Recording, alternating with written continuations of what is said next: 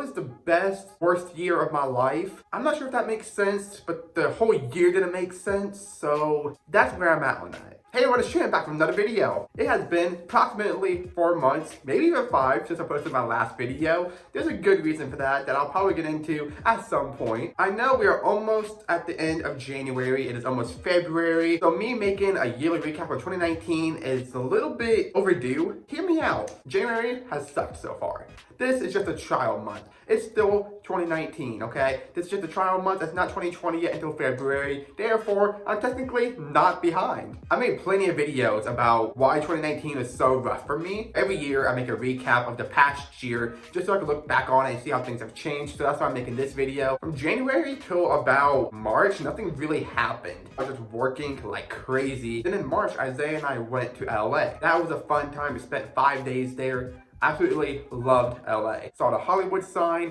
ate some good food, went down to Boulevard, went to Rodeo. We can't afford anything on Rodeo, but we went there anyways. We felt bougie for about a good 10 minutes. 10 out of 10 recommend LA. In April, we really started to focus on our move and us moving across the country. And at the end of April was my birthday. Didn't do anything too crazy for my birthday. We were just out shopping around and we came across this Mexican buffet that we'd never been to before. Then comes April. Here's where things get very interesting. Isaiah and I planned on moving to LA since we went to LA back in March. That was the whole purpose of us going to LA, to figure out which areas we liked, didn't like, and which areas we could afford. Hint, hint, we couldn't afford any of them. But that wasn't gonna stop us from trying. So we ended up finding a place in the ghetto of LA. Did we want to live in a ghetto? No. Did we have a choice? Not really. So we ended up finding this house that this lady was renting out. It was like a guest house in her backyard. She allowed dogs. It was somewhat affordable, a little bit sketchy, probably, because we found her on Facebook. And she didn't really speak that fluent of English. So yeah, was it kind of sketchy? Probably, but we were gonna go through with it anyways. We sent her the money. Randomly, she messaged Isaiah and said, hey, my mom is coming back from some country in Asia that they're from, and she's gonna be renting out the guest house to her. So now we can't stay there. We already put in our notices at our jobs at this point, so we were screwed. Luckily, that lady wasn't a scam artist and she sent us our money back. So that was good, but we were still screwed. I'm sitting on my couch editing this and I did not notice that voice crack when I was talking. Did you guys hear that? Let me play it for you. Screwed. Oh my God. I put in our 2 weeks notices at our jobs. We already gave our landlord a 30-day notice of moving out. Everything just went downhill really quickly. So impulsively, Isaiah knew how badly I wanted to go visit San Diego and how much I loved the idea of San Diego. It looked beautiful. I have a friend that lives there. I just love the idea of San Diego, but I've never been there. Last minute, Isaiah said, hey, want to move to San Diego? I said, hey, we don't really have a choice. We ended up moving, then we spent the entire month of June in San Diego, living our best lives. San Diego is beautiful. Once again, 10 out of 10, recommend. However, we found ourselves in a very sketchy situation. Some truths came out about the apartment that we lived in, the person we were subleasing from, and also we were low on money. We had enough money to pay rent for that month, but we were struggling finding jobs, which we did not anticipate. We figured the job market in San Diego was crazy. There's plenty of jobs hiring. It won't be hard to find a job at all. But to our surprise, it was extremely difficult to find a job. You needed like 3 years experience for an entry-level job. We didn't see the point in spending the rest of our money to pay rent if we weren't gonna be able to pay it the next month afterwards because we couldn't find a job. Luckily, some truths about the apartment and the person that we were subleasing from came out, and we found a way to get out of that. We are in July. We moved back to Ohio. This is the first time since Isaiah and I have been together that we lived apart. I was living at my mom's, and he was living about a half hour away from where I was living. He had a job, all was fine. I had a job that didn't last that long because of issues that arose. Is a rose even a word? You get my point. In case you were wondering, it is a word. It is the past tense of arise. So every weekend I would go to where Isaiah was staying and I would stay with him. So I did see him on the weekends, but it was rough that we weren't living together and I didn't see him every single day. And I have nothing against my family. My mom is raising 3 of my nieces and 1 of my nephews. So having kids around all the time, especially during the summer, I love them, but the house was chaotic. It wasn't my ideal situation. Then comes August. I started this job that I really didn't like, but I was working there. But then some problems with that job came up and I ended up quitting there. And Isaiah was still at his job at this point as well.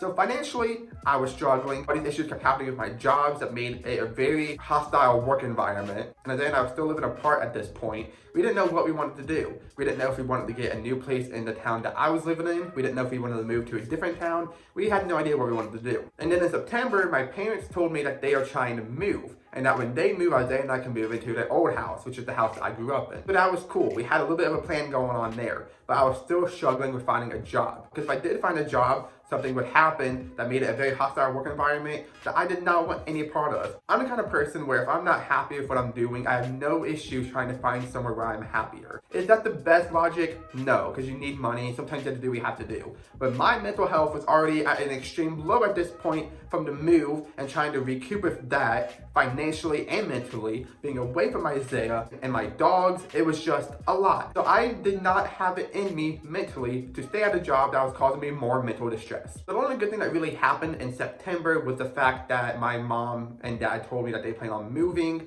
and that we can live in this house once they move. Then in October, this month got interesting. Throughout the summer, my friend was watching my dog. Isaiah's grandma was watching one, and then I had a friend watching another one. I'd go visit her, everything was fine. One day, literally like a week before my parents planned on moving, and a week before I could bring my dog into this house, my dog sadly passed away.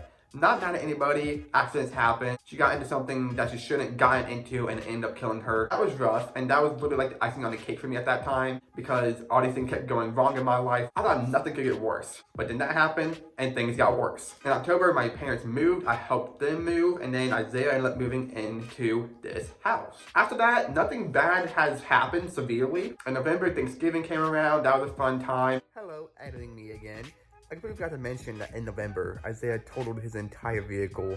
And we had to spend $800 that we barely had to get him a new one. In December, Christmas came around. That was a fun time. All was well the last couple months of 2019. Start of 2020, that's a different story. 5 major things have went wrong just in January alone in 2020. But I was saving that for my yearly recap from 2021. So that is a recap of everything that happened to me in 2019. And let me tell you what I learned. I learned that you are young. You're gonna make mistakes. You have to learn from them. But I also learned that sometimes I need to follow my mind and listen to my mind instead of listening to my heart. A big reason why I wanted to move to California so impulsively, so suddenly, was to run away from my current situations back home and to just try to live the life that I've always dreamed. But I had no idea what I was doing. Logically, that was not a good idea, but I was following my heart and my emotions, and to me, that seemed like what I needed to do to become happy. I learned very quickly that a location does not cause you happiness. You have to fix your current situations that you are in if you want to be happy. Me running away across the country wasn't gonna fix anything. It just caused more problems. Don't get me wrong, it was fun while it lasted. Looking back at it, I moved for the completely wrong reasons. I also learned a lot about independence. Like I said, I've been living with Isaiah since we got together, so I've never been apart from him, and he was always there to do anything for me. So not having him really taught me to do things for myself. On top of that, I also learned I can take a beating. When life destroys you and you feel like everything is going wrong, I learned that I can get through anything. Things kept going bad and I felt like I wasn't gonna get through it. And I was so devastated and destroyed mentally. I got through it and I learned a lot from that. It helped me grow as a person, helped me grow mentally. And I learned how to manage my emotions and how to stay focused on the positive, not so focused on the negatives. It took me all year to figure that out. Usually I'm pretty strong-headed and I'm pretty positive.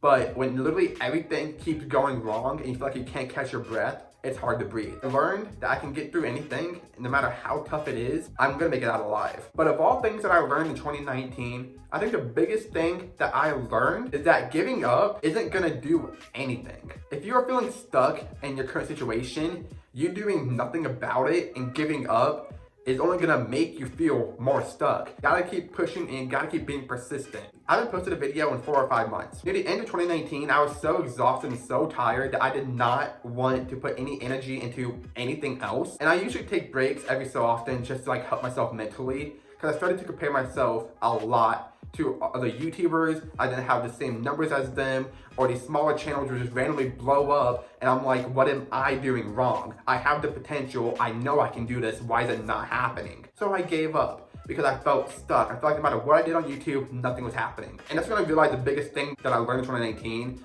about what I just said about giving up will get you nowhere. That's when I learned that. Because yeah, I felt stuck on YouTube, so I gave up. But look at me now, still stuck in the same position that I was in back when I stopped. I just needed some time to figure myself out mentally, and I had to take some time to learn to quit comparing myself to other people. Comparison is the thief of joy. Now we are in 2020. I do plan on being active on YouTube again, and I am determined to stay focused and persistent on this channel. I want to spread positivity. I want to help people. I want this to be a safe haven for people to come to having a bad day, to get their mind off things, or if they need some advice. I just want to help people and build a strong, positive community. And that's what I plan on doing throughout 2020. I don't know how I'm going to do it. I know a lot of it has to do with luck. I feel very strongly that if I keep trying, I can do anything. And like I said, I learned that last year. Also, a huge reason why I haven't been posting on YouTube besides my mental health is TikTok. I've been posting on there quite regularly since like October. I have over 100 videos, so if you want to go follow me, go ahead. I think I make pretty enjoyable content on there, so go follow my TikTok if you want. Alright, I made this video. I can finally close the chapter of 2019. I'm going to keep everything that I learned and take that into 2020, but after all the wrongs that happened to me in 2019, those can stay there. I had nothing to do with that. 2019 is staying in 2019. Now that I made this video, I can close that chapter and focus on 2020. For all that being said, be sure to leave a like on this video if you did enjoy it. Share it with your friends if you want to. Definitely subscribe if you are new. Tap the bell to be notified whenever I post. I post at least one video a week, so if you tap that bell, then you won't miss out on a single video. You should follow me on all my social medias, including TikTok. Links will be down in the description below. Thank you so much for watching. Thank you so much for your support. See you guys in the next video.